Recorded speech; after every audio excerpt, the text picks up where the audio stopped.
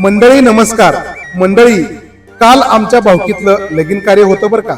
आता भावकी म्हणल्यावर आपण काय समजतो की भावकी म्हणजे उन्याची वाटेकरी, पण अशा भावकीला आमची भावकी अपवाद आहे बरं का.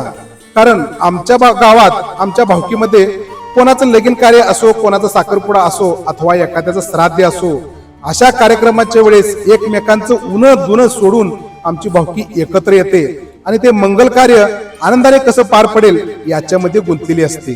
प्रत्येक जण लहान असो, थोर असो, स्त्री पुरुष सर्व त्या कार्यक्रमात जेवढा आपला हातभार लावता येईल तेवढा हातभार लावण्याचा प्रयत्न करतात.